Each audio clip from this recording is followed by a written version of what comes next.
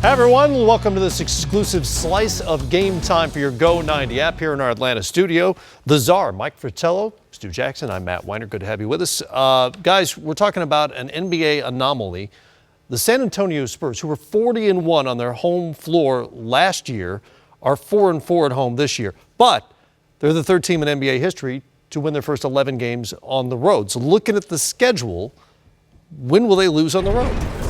Their best chance for losing is next Thursday night on TNT against the Chicago Bulls. They're facing a team in the Bulls that rank in the top 10 both offensively and defensively in the league right now.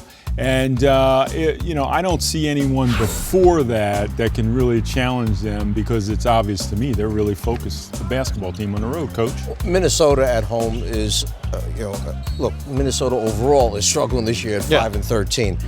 When you look at the game before that, Milwaukee just 6-4 at home, decent, and they're playing very well. So they catch them, they're so athletic, that could be a problem, I think, of the first one at Milwaukee. But when you get to Chicago, think about this. Chicago's played 11 games away already and only 5. Tonight will be their 6th home game. So they're trying to get comfortable and familiar with their own building. Yeah. They could go in there and knock Chicago off, too. Of course, the wild card is Greg Popovich could choose to sit half his team any of those nights, and we can't predict that. But explain to me, if you can, the difference between the road-home splits for this team right now. It's bizarre. Yeah, it's a difficult one to explain, but you have to break it down separately. And oftentimes, Coach, teams sometimes fall into that malaise of feeling like when they're home, their home crowd will carry them through.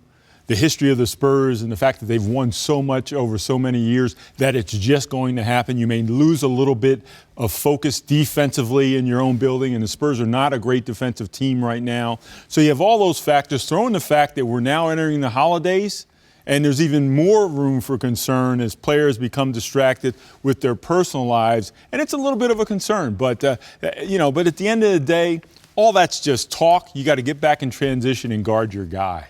Yeah, this is an interesting team because, as you mentioned earlier, we're not going to know how many nights Popovich is going to sit Pau Gasol to have him fresh down the stretch, Tony Parker to have him fresh. I mean, thank goodness they've got Patty Mills, who's come in and played great for them so far off the bench. But that's the biggest concern. And, with Pop, it's probably not all that bad that they got off to this kind of start, because it gives him something to be angry about. Yes. All right, if they started out 11-0 at home, then what's he going to be upset about? You know what? We're all talking about it, and I feel like somehow this was his master plan all along. I don't know how that works, but I feel like that's probably the case with him. And there you have it, a little bit of Game Time for your Go 90 app.